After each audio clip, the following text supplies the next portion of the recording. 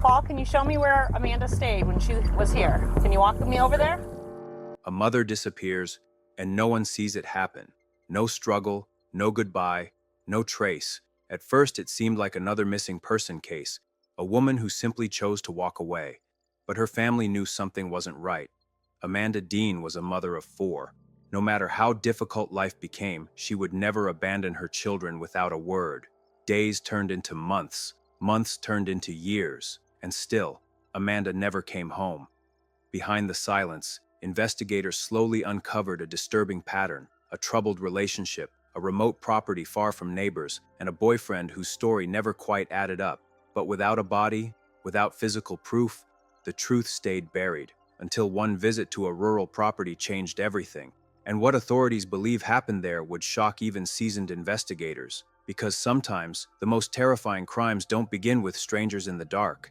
They begin with someone you trust. July 11, 2017, started like any other summer day in northern Ohio. The heat hung in the air, families went about their routines, and nothing seemed out of the ordinary. But by the end of that day, a mother would vanish, setting off a mystery that would haunt her family for years. Amanda Dean, a 32-year-old mother of 4, suddenly stopped answering her phone. At first, it didn't trigger immediate panic. Amanda's life hadn't been easy. She had faced financial struggles, relationship problems, and personal challenges. Sometimes she moved between places or needed time to get herself together. But there was one thing Amanda never did. She never disappeared without telling her family. Her mother, Caroline, quickly sensed something was wrong. Amanda always checked in, always. Even when life was chaotic, she found a way to call, text, or show up. This time, there was only silence. Caroline contacted authorities, reporting her daughter missing. Deputies from the Huron County Sheriff's Office began looking into Amanda's whereabouts, but early information made the situation confusing. Investigators learned Amanda had recently been staying at a domestic violence shelter. Staff members at the facility confirmed she had been safe there and was receiving help. But because adults have the right to leave voluntarily, police initially treated the situation cautiously. Amanda could have simply chosen to move on without telling anyone, but her family insisted something wasn't right. Amanda had 4 sons. No matter what was happening in her personal life, she never went long without talking to them or checking in with relatives. To her family, abandoning contact for weeks, let alone months, was unthinkable. Behind Amanda's unstable living situation was a relationship many close to her worried about. Amanda had been involved with a man named Frederick Rear. Their relationship had been on again, off again for years, and according to those who knew them, it was far from healthy. They met while working at an Olive Garden restaurant years earlier. At first, things seemed normal, but friends and family later described their relationship as toxic, filled with arguments and emotional volatility. Amanda even moved out of state for a time, trying to distance herself from Frederick. But she eventually returned to Ohio, and the relationship resumed. According to family members, the pattern continued: fights, separation, reconciliation, and more conflict. Still, when Amanda disappeared, Frederick insisted nothing was wrong. He told people Amanda had left on her own, that she was fine, that she needed space. At first, authorities had little reason to challenge that story. Amanda was an adult, and without evidence of a crime, the investigation stalled. Weeks passed, then months, and still Amanda never contacted her family. For Caroline and Amanda's siblings, the silence became unbearable. They pushed investigators to keep looking, convinced Amanda would never willingly disappear from her children's lives. But with no body, no crime scene, and no clear evidence, the case slowly grew cold. Over the next several years, Amanda's family lived in agonizing uncertainty. Birthdays passed, holidays came and went. Her children grew older without knowing where their mother was or why she never came back. Rumors circulated in the small communities around Huron County. Some people believed Amanda simply left to start over. Others suspected something darker had happened. But without proof, the truth remained hidden. Authorities occasionally revisited the case, following leads that never went anywhere. Friends and acquaintances were questioned.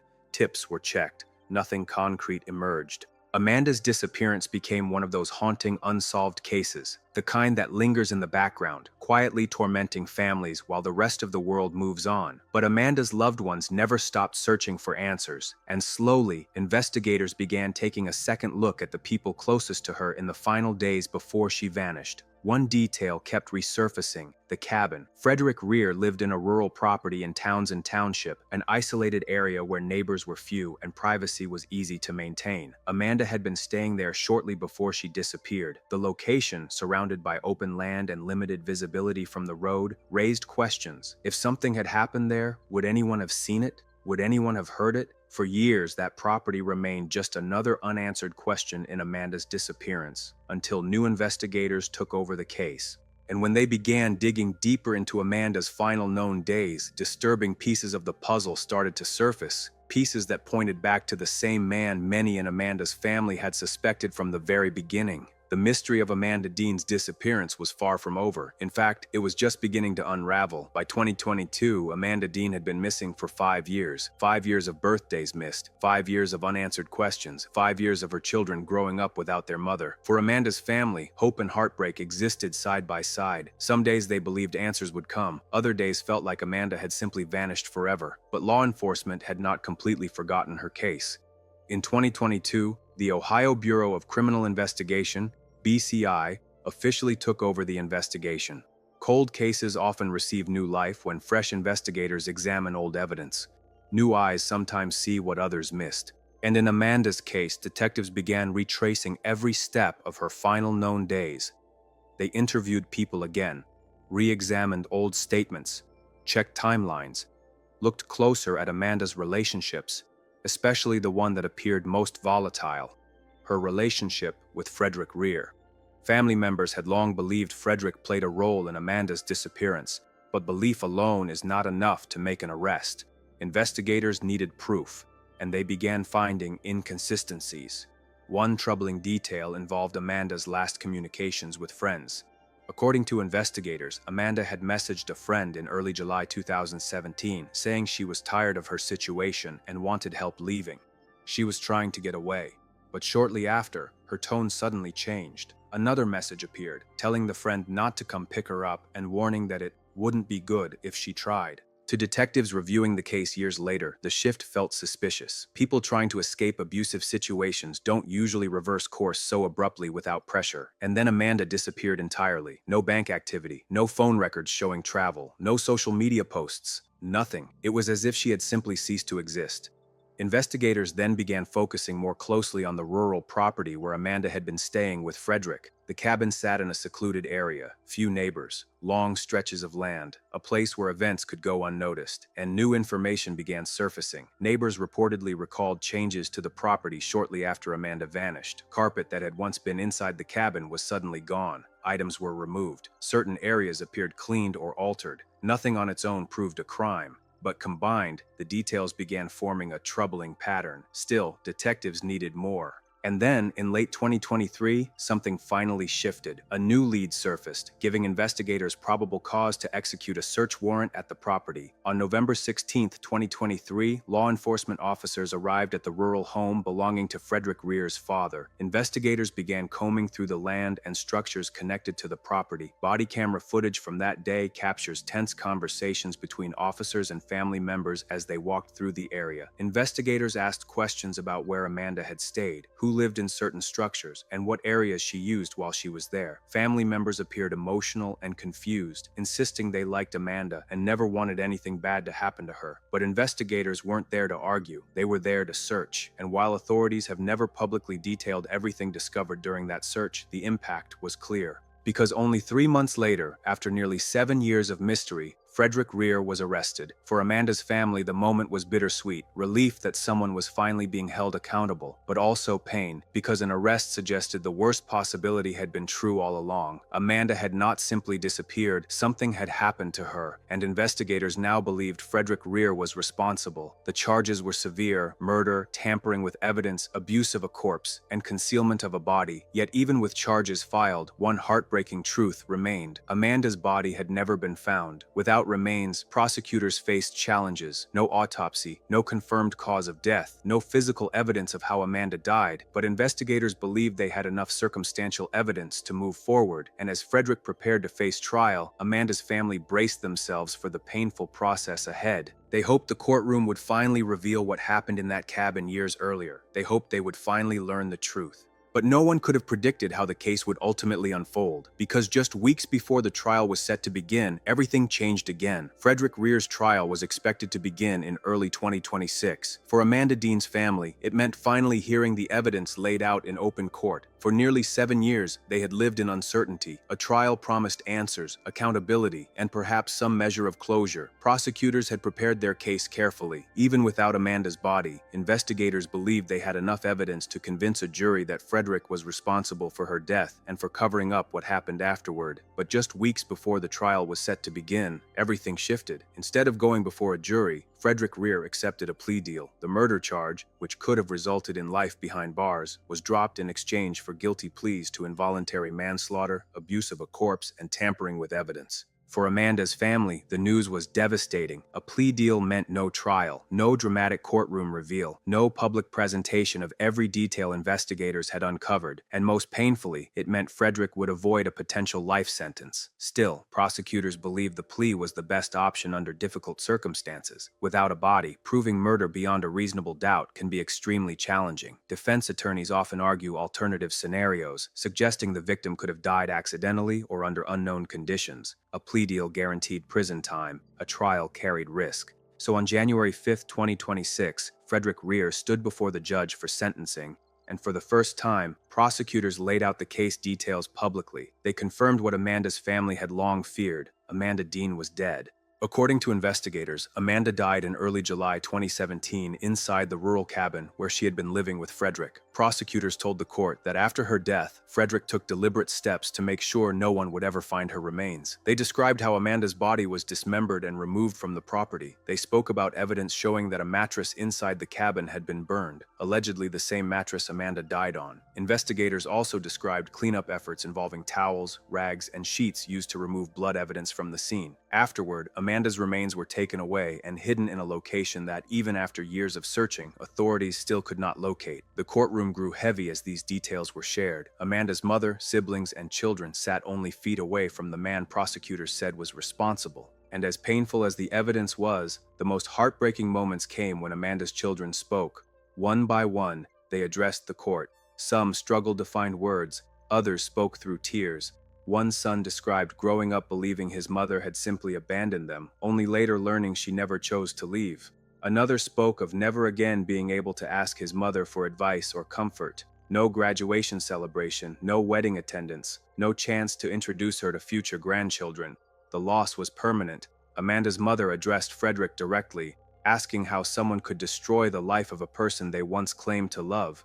She described the agony of knowing her daughter's body had been desecrated and hidden, denying the family even the ability to bury her properly. The emotional weight in the courtroom was overwhelming. Throughout it all, Frederick Rear remained mostly silent. His defense attorney argued there was no evidence Amanda's death had been premeditated murder, emphasizing that the plea agreement reflected uncertainty about exactly how she died. Still, for Amanda's family, the legal distinctions meant little. Their daughter, sister, and mother was gone, and the man responsible would never face a jury trial for murder. Finally, the judge delivered the sentence: 14 years in prison. It was the maximum allowed under the plea agreement, but far less than a life sentence. For Amanda's family, the punishment felt painfully insufficient. No number of years could bring Amanda back. No sentence could erase the years her children lived without answers. And one cruel reality remained unchanged. Amanda Dean's body was still missing. Even after Frederick cooperated with investigators following his plea, authorities were unable to recover her remains. Her family still had no grave to visit, no final goodbye, just memories, and questions that may never fully be answered. As Frederick was led away to begin serving his sentence, Amanda's loved ones were left to continue living with the consequences of a tragedy that began nearly a decade earlier, a disappearance that was never random, a relationship that turned deadly, a truth that took years to uncover. But even now,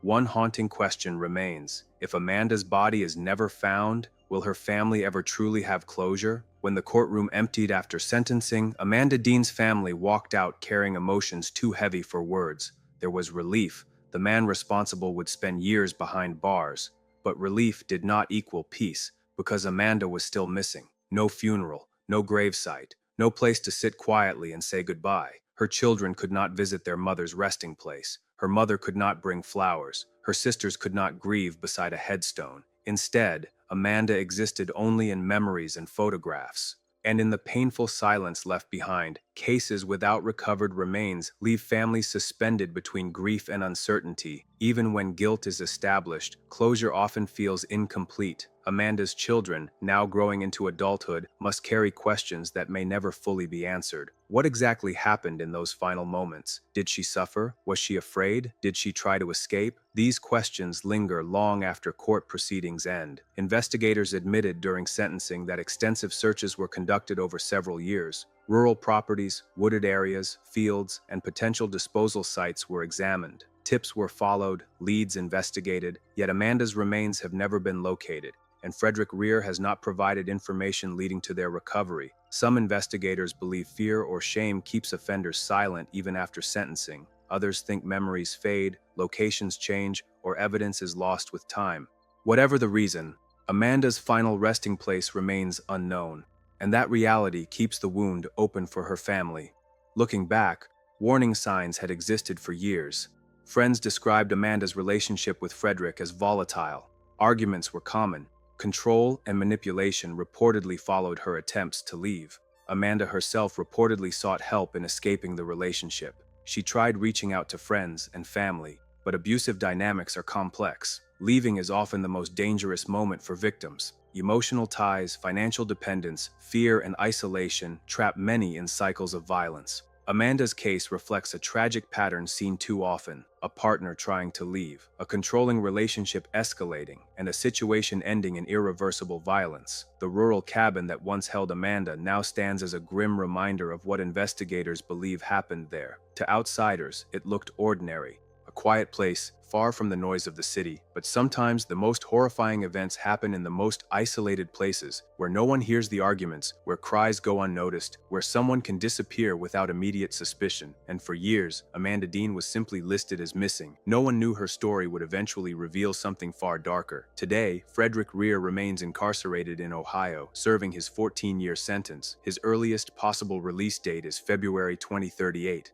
By then, Amanda's children will be adults with lives of their own, but they will continue living with the absence their mother left behind. The birthdays missed, the phone calls that never came, the milestones she never witnessed. Amanda's story is not just about crime, it is about loss, about the ripple effect violence leaves on families and communities, and about how long justice can take, sometimes nearly a decade. Yet even now, investigators say the case remains open in one crucial way. If new information emerges, searches could resume. Authorities still hope Amanda's remains may one day be found. And until that day, Amanda's family continues waiting for the chance to finally bring her home, to lay her to rest, to say goodbye in a way they never could. Because justice in court does not always mean justice in the heart. Sometimes closure remains just out of reach. And Amanda Dean's story serves as a haunting reminder that behind every headline is a family still living the aftermath, still healing, still searching, still hoping. Some stories end with answers, others end with questions that linger long after the cameras stop rolling. If you believe Amanda's story deserves to be remembered, make sure to like this video, share it, and subscribe for more true crime stories that uncover the truth behind the headlines. Because sometimes, remembering the victims is the only justice left, and we'll see you in the next case.